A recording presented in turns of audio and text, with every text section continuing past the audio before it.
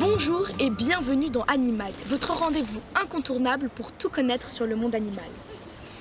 Dans cet épisode, nous explorerons un thème qui va vous réchauffer le cœur même de là où vous êtes, j'en suis sûre.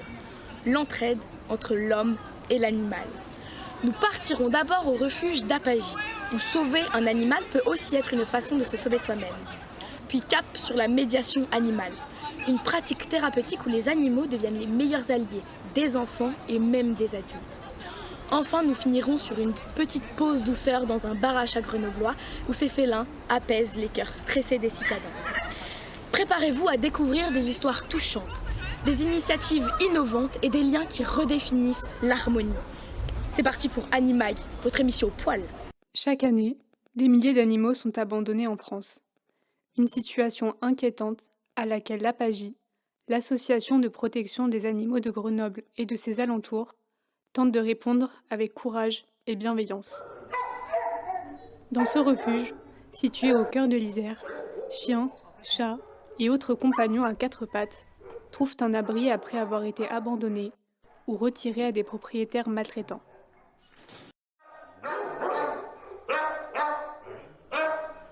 Nous, on sauve beaucoup de chiens de la fourrière parce que du coup, si on ne les sauve pas, ils sont des fois euthanasiés parce que c'est des cas compliqués. Il y a beaucoup d'abandon. Et sinon, après, on fait également des sauvetages. Oui.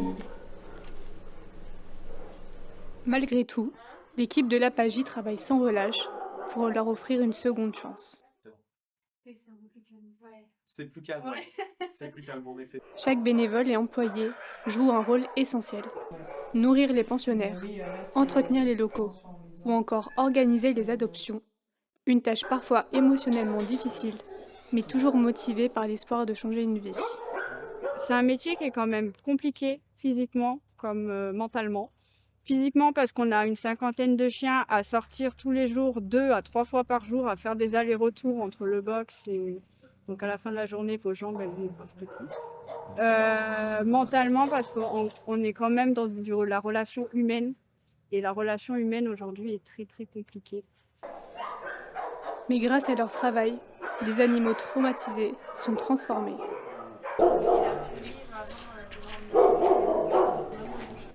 Pour les bénévoles de l'Apagi, le bonheur, c'est de sauver un animal, le voir guérir et trouver un foyer aimant.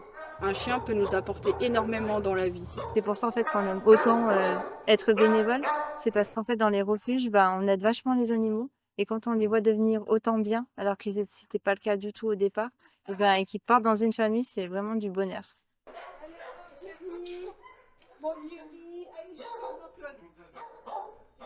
Ce reportage nous rappelle qu'un refuge, c'est bien plus qu'un simple abri, mais un véritable lieu de seconde chance.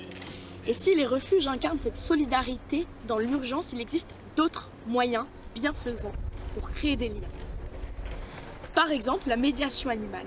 Cette approche unique utilise la présence et les interactions avec les animaux pour accompagner les personnes en quête d'harmonie et d'équilibre.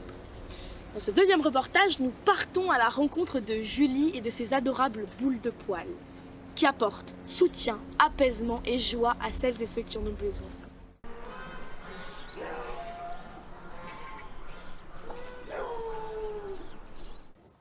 Salut les bibous. Ah, petit cœur. Ah, c'est fini, c'est fini. Il n'y a pas d'autres bibis. J'ai eu le projet ici d'acheter une maison parce que mon rêve c'était de vivre avec mes chevaux. Et petit à petit, en fait, j'ai pas mal de voisins qui m'ont prêté, vendu ou loué des terrains autour. Et donc du coup, j'ai agrandi l'Arche avec plein d'animaux issus de sauvetage.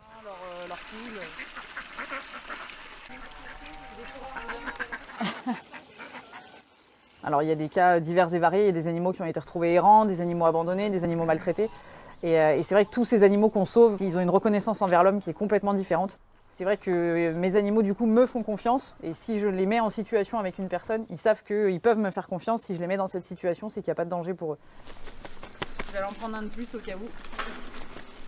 On va aller promener les chiens aujourd'hui ?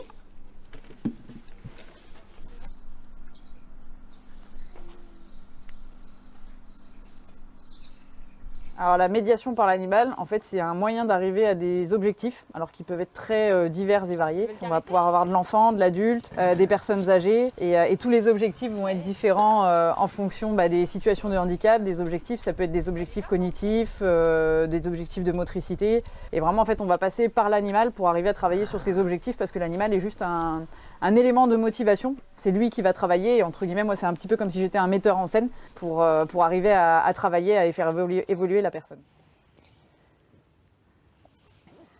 Ça c'est une vache. Une vache, tu arrives à dire ?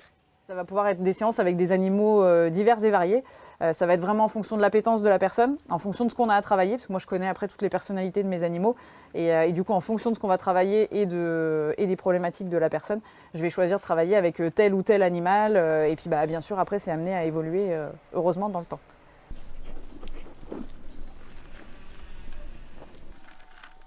C'est super ça que tu ne mettes pas à la bouche. J'ai par exemple des enfants qui dorment mieux, suite aux séances de médiation, des enfants qui avaient des nuits très perturbées, des enfants qui vont avoir plus de communication envers les parents, qui vont être beaucoup plus ouverts, ou des enfants ne serait-ce qui rentrent moins stressés à la maison, qui sont plus apaisés, qui sont plus calmes, notamment pour des enfants qui souffrent d'hyperactivité. Et c'est hyper important que je puisse avoir des retours pour me rendre compte quand même de l'évolution du jeune, même si ça ne se passe pas pendant la séance, quoi. Parce que le plus important, ça reste dans son quotidien. Quelle belle leçon d'humanité nous venons de découvrir. C'est une preuve supplémentaire que nos compagnons à quatre pattes jouent un rôle bien plus important que celui de simples animaux de compagnie. Et justement, pour notre dernier reportage, nous partons dans un lieu complètement différent, où les chats jouent un rôle tout aussi apaisant. Vous connaissez sûrement les bars à chats, où l'on vient se détendre en compagnie de ces adorables félins remplis de douceur. Allez, direction le Neko Café. Un bar à chat grenoblois où ronronnement et bienveillance sont au menu.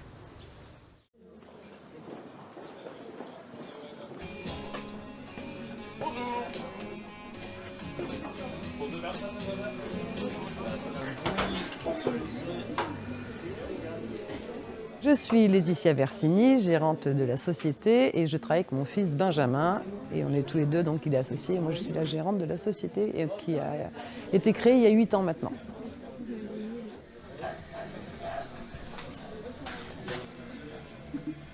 Ça reste un café classique. En fait, la seule différence, c'est que vous avez des chats autour de vous. Donc soit vous vous levez pour les caresser, soit vous prenez votre café tranquillement en les regardant.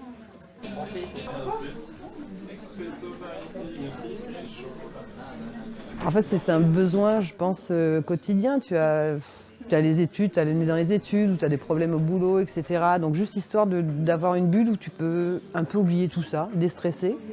Donc ici, il n'y aura pas de ronron-thérapie.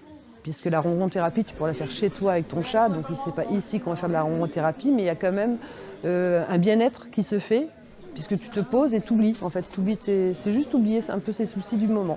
Donc une petite heure, une demi-heure, mais au moins voilà, ça te fait du bien juste un petit moment de la journée.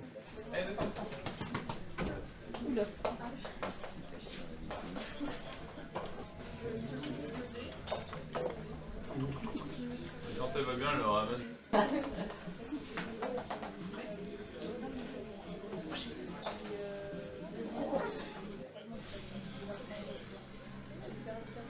En fait, on a eu des chats tout petits, donc on ne connaît pas le caractère d'un chat quand il est tout petit. Et lorsqu'on a eu Madeleine, la Maine Coon, elle était plutôt peureuse à la maison, parce que ce sont nos chats, donc ils vivent aussi à la maison. Et en fait, le café a fait qu'elle n'est plus du tout timide, elle vient voir les gens, elle est bien chez elle, tout va bien. Donc c'est vrai qu'effectivement, ça enlève cette barrière qu'il y a avec l'humain, en fait, du départ. Et petit à petit, au contraire, tout ça, c'est oublié, ils sont chez eux, enfin c'est plutôt vous qui venez chez eux. Et donc, eux se sentent très à l'aise ici et au contraire, ils se développent très très bien. Puis, il ne faut pas oublier que ce sont eux les chefs, hein, c'est pas nous, ce sont eux les patrons du bar.